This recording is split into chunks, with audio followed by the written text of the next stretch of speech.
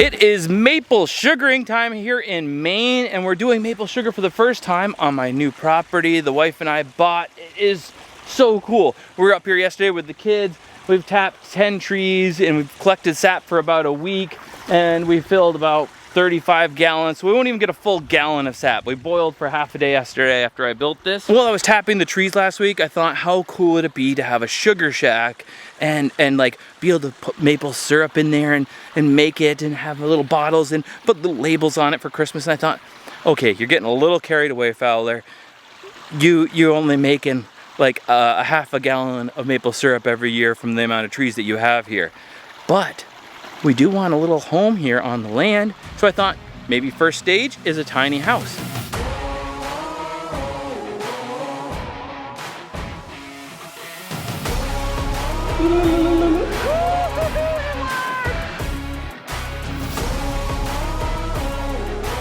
So cool. I'm Zachary Fowler, and you're watching Fowler's Makery and Mischief. Yeah.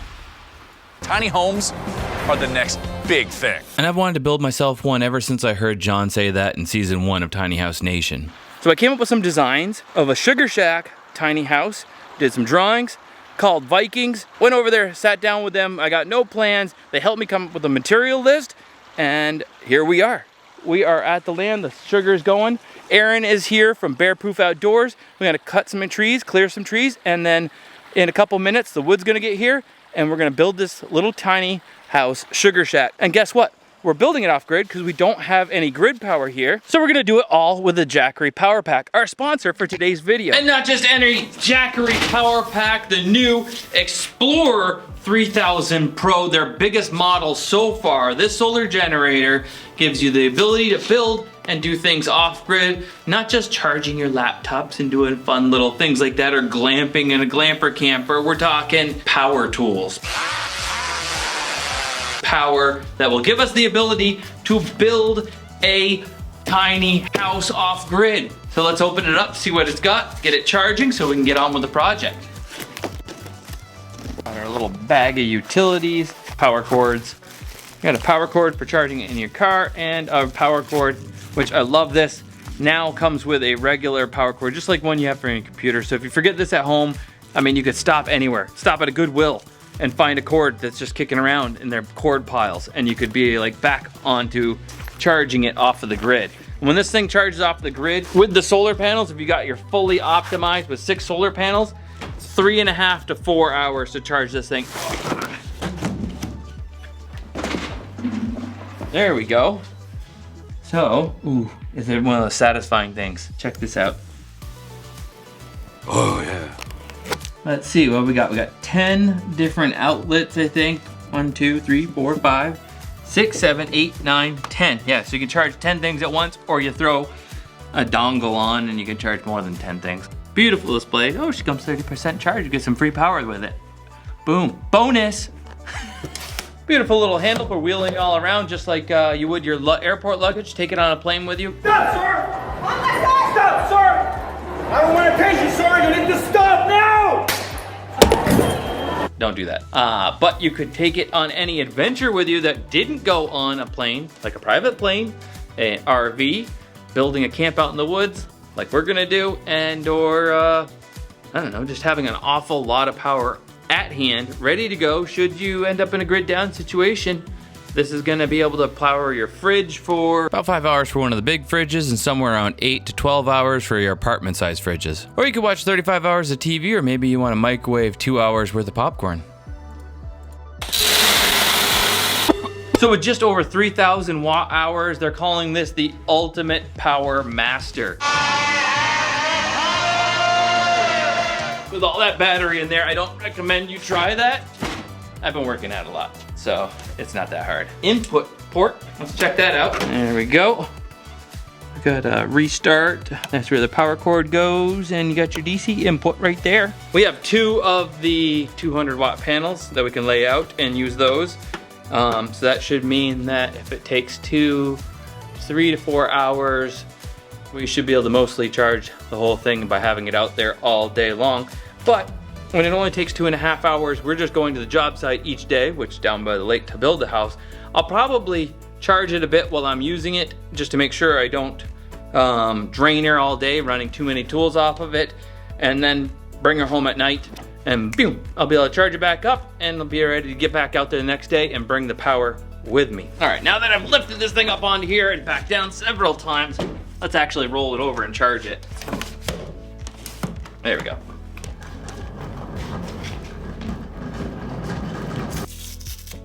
Ooh, that's nice. All right, it also makes a good seat, as you can see, and it says 1 hour, 1.9 hours.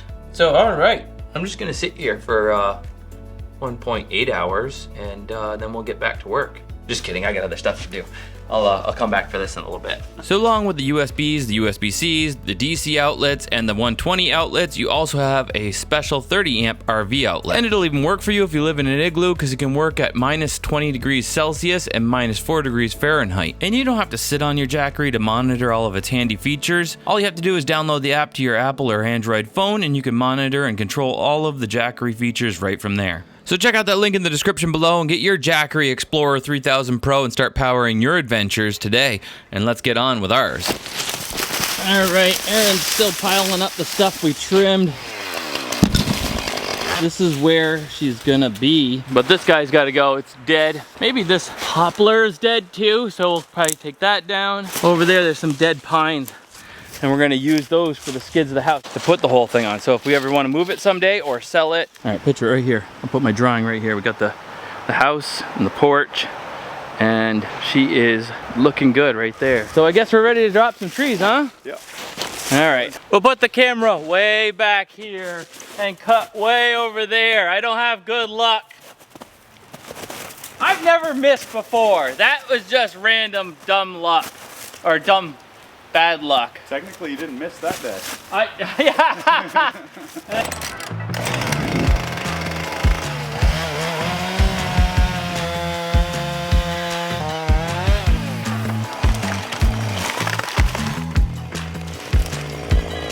Just where I was aiming, not where the cameras are.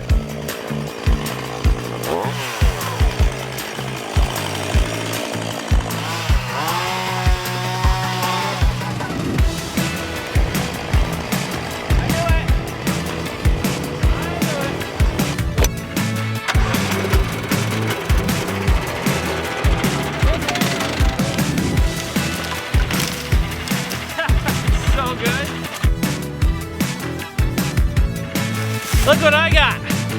A giant slingshot! There we go!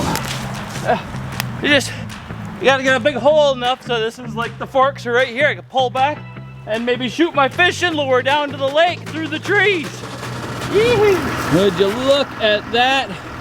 That'll do! I went over to Vikings the other day, knowing that this project was like happening now, you know, and showed up Friday. Said, hey guys, I need a little bit of a hand.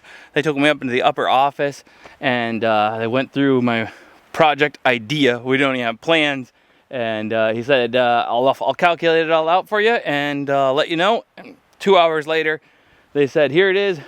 You pay your tab and we'll have it here Monday. So we're going at it real quick. This is gonna be awesome. From start to finish, the project was thought of on Thursday, and it's Monday now. And I've been thinking about it all weekend. I got a plan. We're gonna build it and have a beautiful little sugar shack looking place. So far, materials costed $3,437.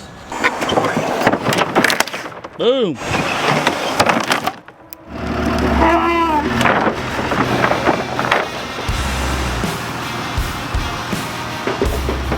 You're gonna have to back down a little bit.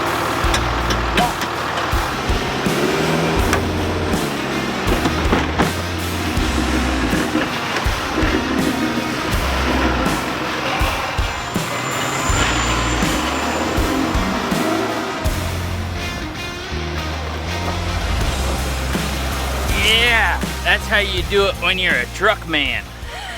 I love this new truck. Now we just got to get the materials to over there. A little bit of loading and humping. Shouldn't be too bad. I still got to finish clearing though. Erin and I managed to clear a little bit. And we'll drop the trees and then we'll bring the materials down. So I guess we're on more tree duty, huh? Tree duty. Let's cut some trees and get this thing built.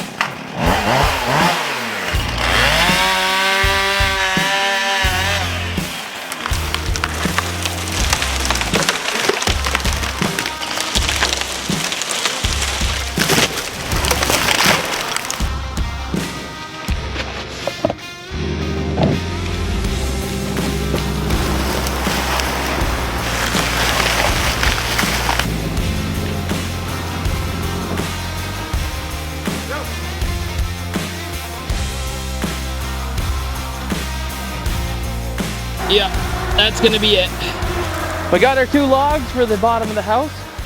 Now we just gotta flatten them up. I got my chainsaw mill. I think these are gonna work. That one's a little crooked, but in this plane here, it's pretty straight. So if we can flatten it out and still have a good 4 or 5 inches of material with 2 flat sides that we can build the whole thing on, bolt that, lay those out nice and smooth, and then we can start building our platform. Get the chainsaw mill over here and fasten it. Oh, do we have screws and screw guns? I didn't bring any of mine.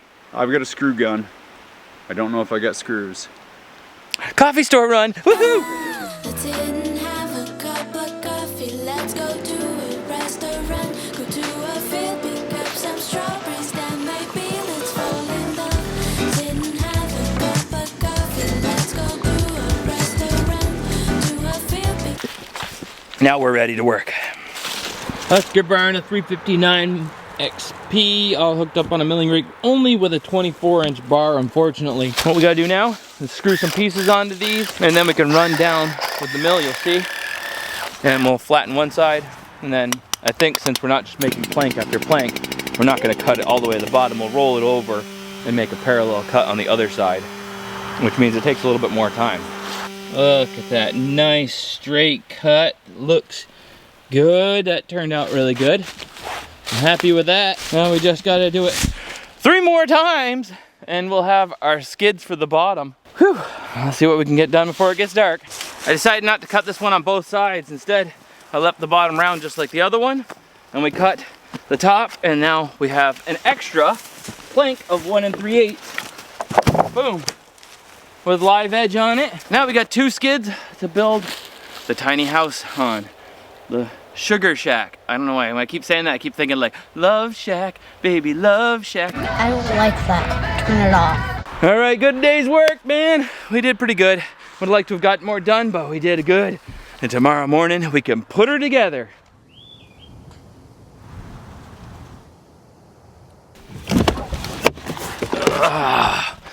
Back down here for day 2. We got the windows. Windows cost $2,700, but I got quite a few windows and doors. I really want it to be nice and light and airy, and we got the windows to go up in the cupola, but we got a problem. We got a problem, Aaron. I stopped at the town office to get my building permit. In my head, I thought tiny house, movable on skids. I could go in and just get a permit. Why not? You can get a permit for it. It's not a permanent structure.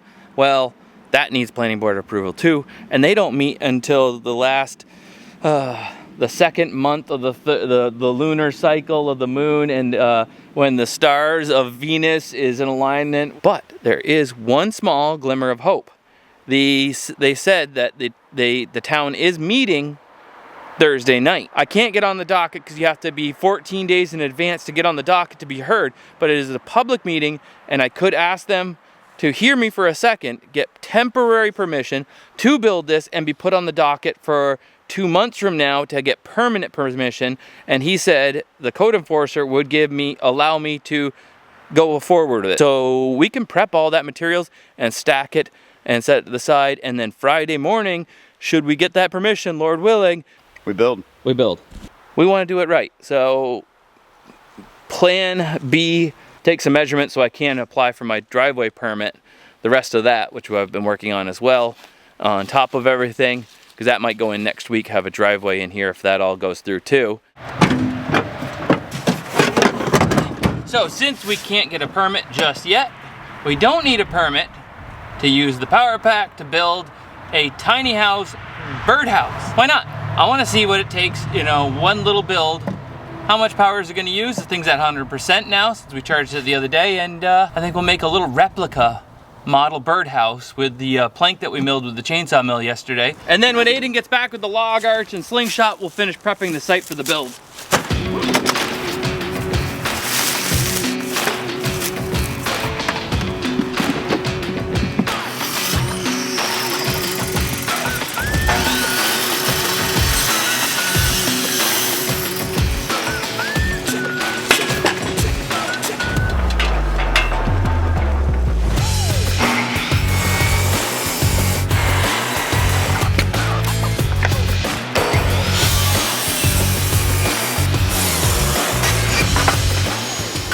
The true test of power, this right here.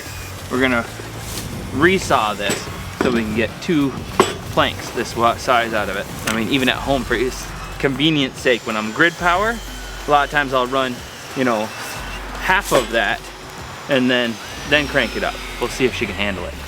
There we go. Got our birdhouse wood now. Worked really good. I screwed up a little bit.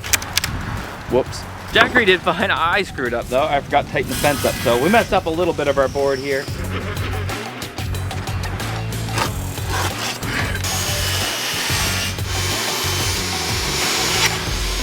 Whew. Don't try that at home, boys and girls. That's a dangerous maneuver. Freehanding across the table saw. That years of skills. I still got my fingers to prove it. All of them. And they're all my real fingers, natural fingers. The ones I was born with. Nothing added on, nothing subtracted. That's a lot of firsts. First dimensional lumber I've ever made, and honestly, might actually be the first birdhouse I've ever made. I made a bat house before.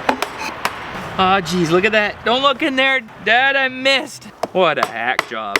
Maybe he didn't build enough stuff with me. It's his fault.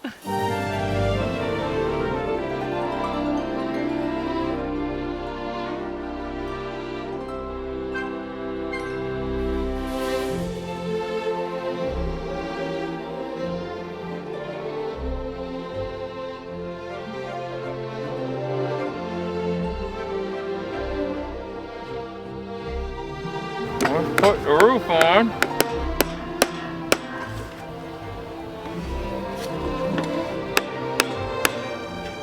Oh geez, this one ended up a little bit cupped.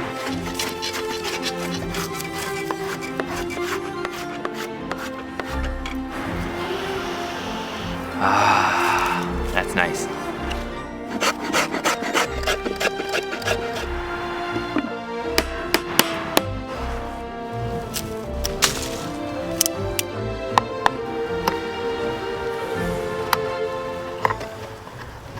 All right, turned out pretty good. It's in no way a replica yet. I gotta build a little like cupola sugar shack thing to the top.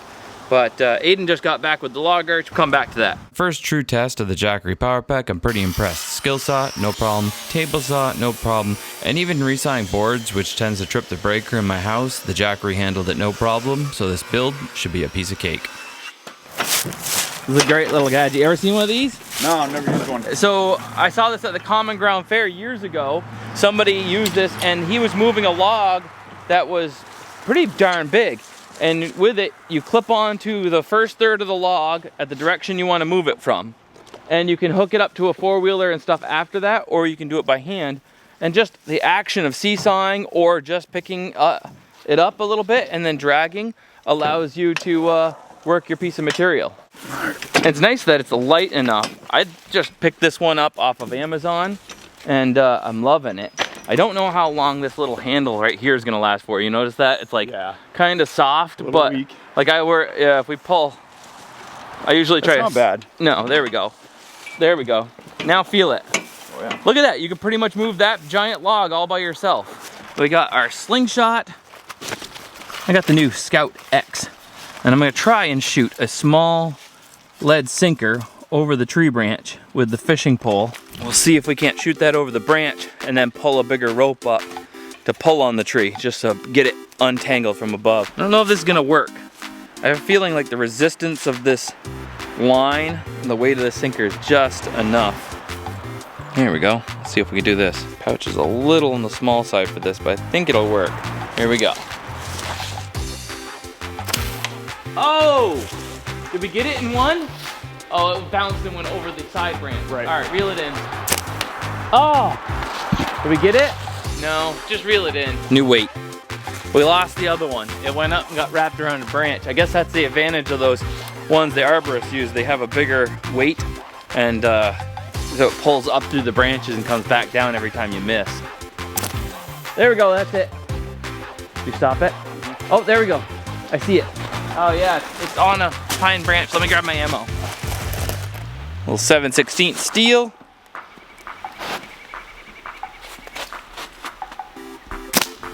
Oh, just a little high. There it is. There we go. We got it now. I'm gonna tie some of this on.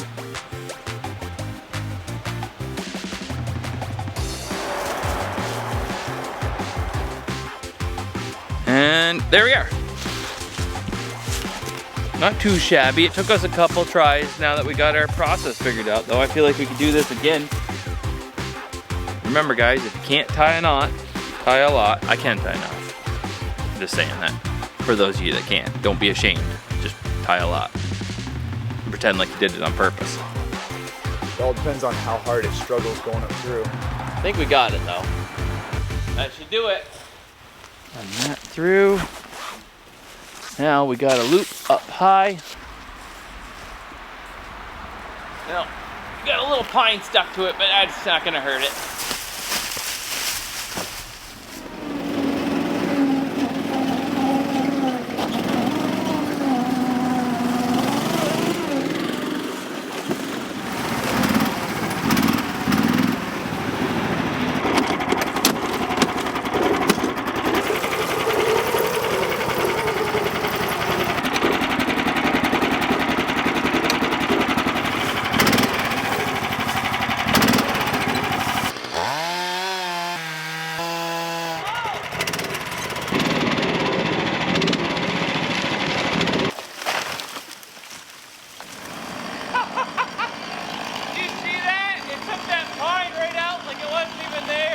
I saw it as I was like, when it was, as soon as I knew it was oak, I'm like, it's just gonna clobber that pine.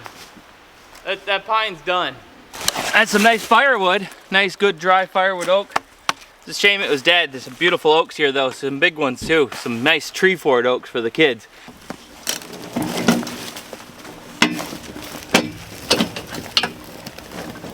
Once the oak was all cleaned up, we moved our skids into place. We were ready to build as soon as we had that permit, and then it was just a matter of moving the plywood and other materials over there as well. Many hands make light work, and it was kind of sunny out, so it felt pretty good, and the Jackery managed to recharge to full power during that time. You might have noticed in the drawings for the tiny house sugar shack that the siding was black, and that's because we're gonna burn it. It's an ancient Japanese method called yakasugi. By burning the outside of the wood, it preserves it and protects it from the elements better than any kind of stain. In fact, there's temples in Japan that are over 1,000 years old, and they're perfectly preserved outside of the fact that they're burnt on the outside. And this burnt black look for a finish looks better than any stain as far as I'm concerned. You know, I think it's starting some ground fire there. Might have to just burn the grass first and start with that and clean it up. It's like the worst time of the year for this kind of thing. It's like springy and dry, it's wet, and then all of a sudden it's so dry. You gotta be real careful in the spring.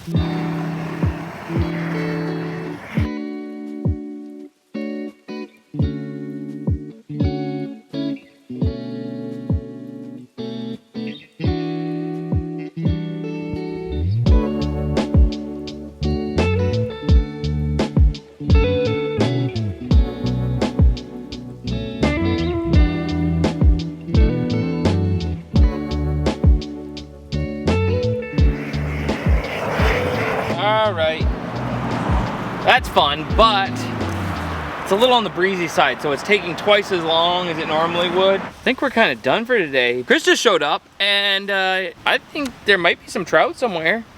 So, hey, if we have to stop early for the day, we might as well see if we can find some spring trout.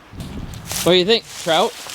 I'd love to go fishing. Did you already stop and check some streams on your way? Yes, I checked. No bites, but there might be still some bites. Head down the river maybe? Yeah, well, it is still, it's like 3 o'clock, so Maybe It's early. maybe it was early, so We there's got still a like good time 4 for or some 5 bites. hours until sundown. Yeah, let's go see what we fishing. can find. Let's go.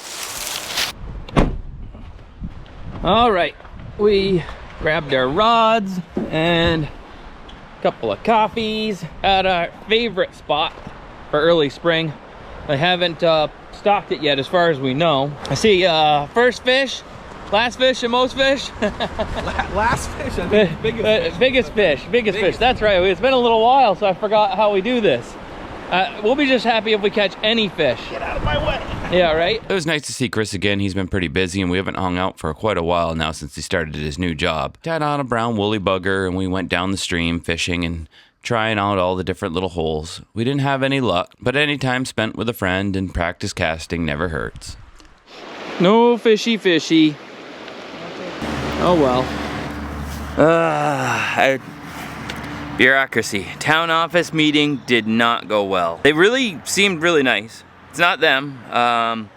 Bureaucracy. Just foolish, silly bureaucracy. Like, I don't understand why a group of people can't come together, evaluate a situation and say, this is not harmful, this is reasonable. Yes, you can go forward with it. You know, because of the property being at a certain slope and trying to protect the lake from erosion, things like that. And its narrowness of the property where you can't build a certain distance from the road and you can't build a certain distance from the lake, you need planning board permission. I went before the planning board, pitched my idea. That's me here doing that. Thank you for hearing me at short notice. Doing the maple sugar down there, we thought, oh, how cool would it be if we made a sugar shack as a tiny house. And they were really nice. They were really nice and really helpful. But the property, when we purchased it, we were told you could build one thing, one time. What I didn't get about that was that you could build only one thing, one time, ever. In normal circumstances, this lot is unbuildable. Our ordinance has this special exemption, one time, for a building up to 1,500 square feet. This exemption is a one-time deal.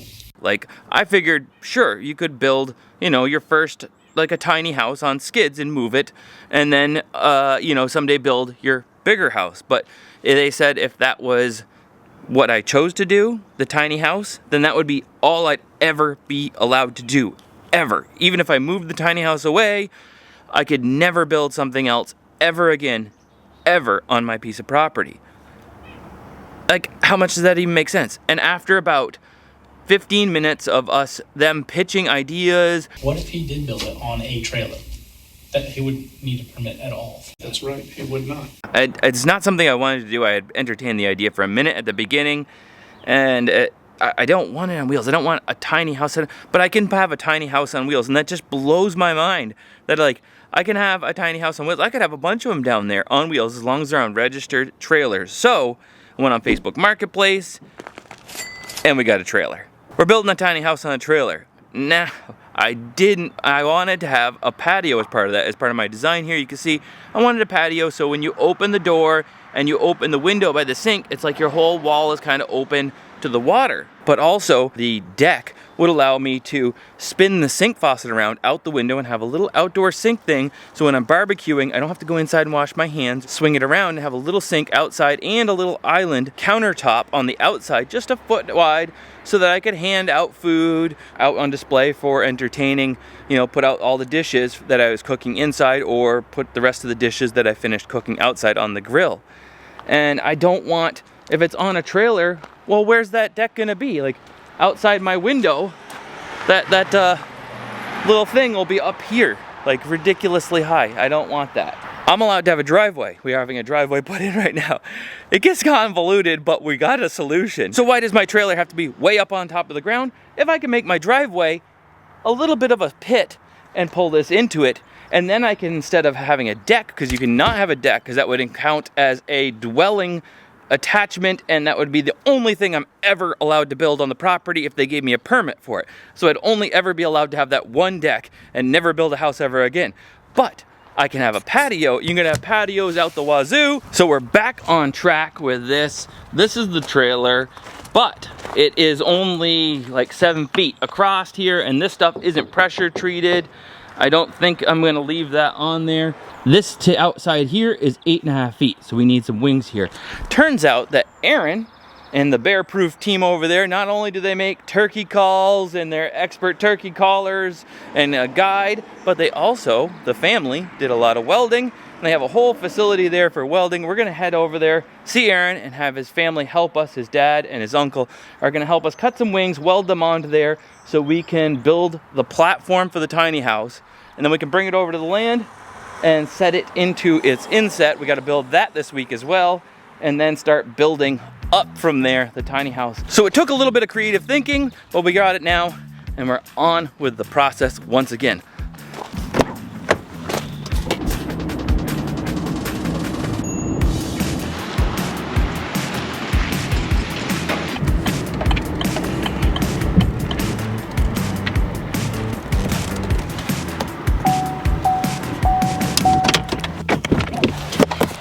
Hello! Hello! You guys ready to pimp this trailer? It's pretty solid. Look at her. Oh yeah, it's nice and solid. All right, trailer is here, and they've already cut a couple plates. And some plates, nice 1/4-inch steel, and they got some fancy jigs here. Look at that thing. Pop them in there. But so we'll leave that in their capable hands because my welding skills are a little bit rusty when it comes to something that big. I can weld motorcycle parts and things like that I've done in the Easy Rider series, but I gotta get over and dig that hole so we have somewhere to put the trailer and we can get on with the putting the house on it. That's my exciting part. Back at the lake, the driveway is done, man. This guy makes quick work of the dirt work. We'll top dress it after it settles out for a year. And we got a little bit of dirt left over. We had some hauled off and some we're just gonna level out. Someday in the future, we'll probably berm up there and try to put more trees. Maybe even this year, some trees and stuff like that to try to make this more private. But now we got to figure out how to make the driveway part for down here where the tiny house will settle into. I'm gonna save this. I just had this great idea. I could swear I've seen something somewhere where they had a big log like this and they cut it out and made like a bench or a couch out of it. So I'll save that. We're gonna make a driveway going kind of in the insets right here. And instead of having the house running that direction like I had it before, I'm changing where the doors and the layouts are like this. All right, so originally when I thought I had to have a trailer, it would have meant the house was like up here. And if I'm not allowed to have a deck, you know, to get out the door and have to go down on some steps and I'm in my dooryard, right? But we don't have to have the trailer. We'll dig a hole. And now, when the house is around me, here's the front door, it opens up. The windows in front of the sinks open up. I step out the front door and I have all of this area as like an outdoor kitchen, fire pit, hangout area. I can walk over to my sink in front of the windows and swing the faucet around, have a small outside faucet with a little countertop along the front of the house. It'll look pretty sharp. It'll make this whole tiny house much bigger because the outdoors is like a whole nother room. Let's get the excavator down here and dig ourselves an inset driveway.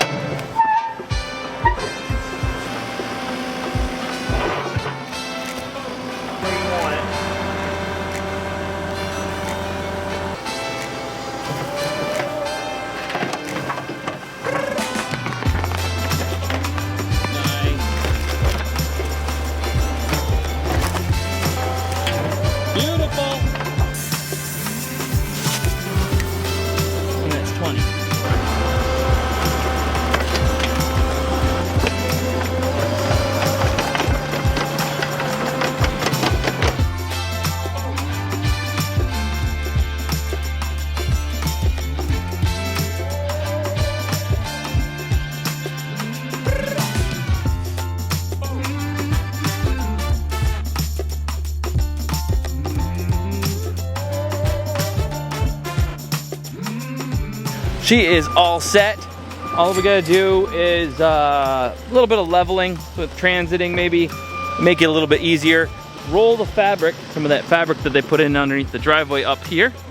we'll roll that in there. That way when the stone is in here, it doesn't sink and the trailer doesn't sink into it. It stays level. Throw our culvert pipe in and build some cribbing here. And then backfill that cribbing. And we are ready to roll the trailer into here and build the tiny house. It adds quite a bit to the process, but like I said, you gotta be flexible. We've done it in a legal and safe way. So I get what I want, town gets what they want, and everybody is happy. It just put me out a few more dollars and back about, a week or two in the process. So we got a lot of catching up to do. Let's get on to the next thing. All right, the trailer's wings are all done. Look at that. Initiating build sequence.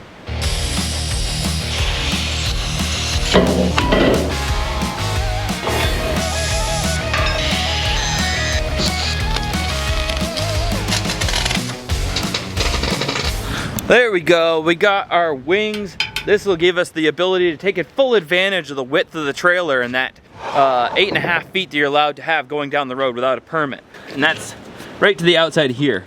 But we're gonna need new planks. Turns out these boards that came off of here are pressure treated, but they're looking kind of cruddy, and some of them were a little bit punky and they ripped right off of there. So we're gonna go back, Aaron and I, we're gonna take a magnetic drill press that they're putting together right now and be able to drill our holes in here, screw our pressure treated on, build it right at the location, and we'll be back on track with the tiny house build.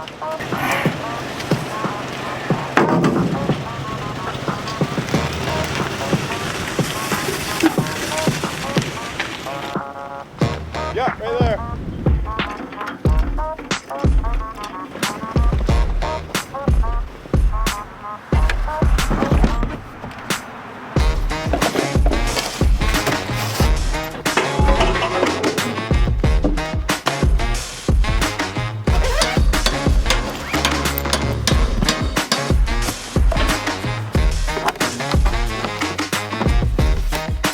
82% and looks like 83% and less than 1.8 hours to finish charging up. 315 watts of charging power on a spring sunny day, and yeehaw, let's build this thing.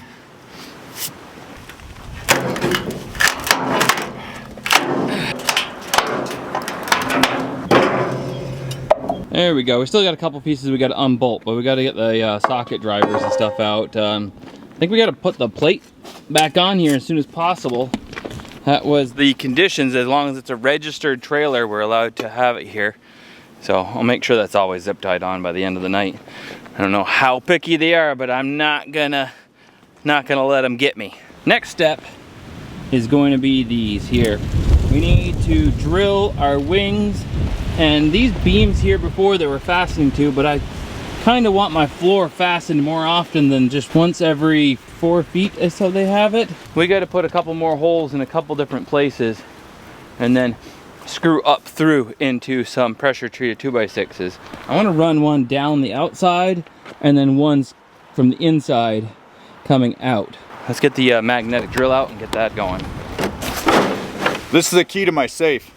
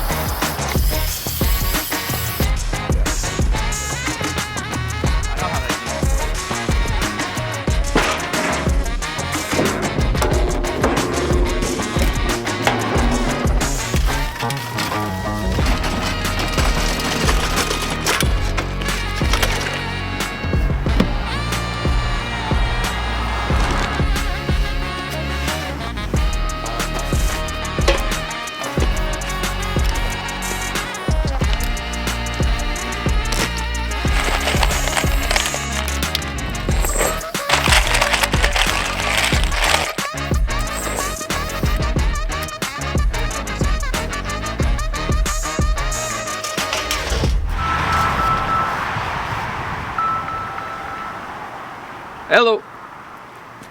I'm working. My phone's... Hold on, my phone's about to die. I'll call you back in a little bit.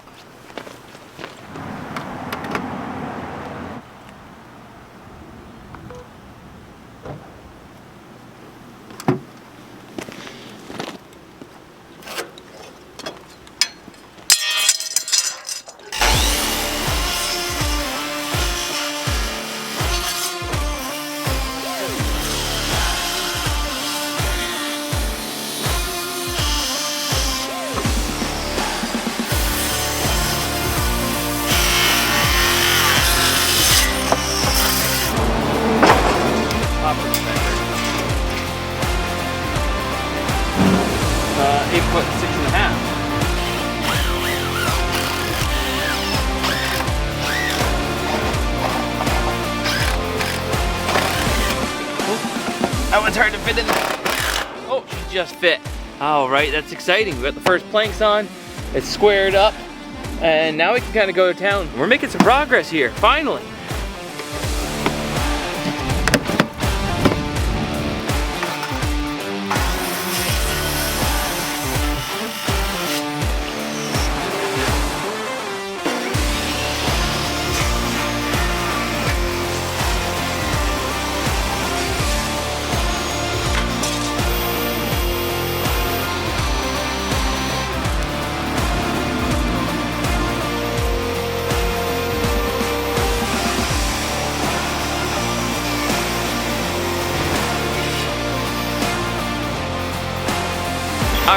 Didn't really need to have John over there sanding. That was just a power test.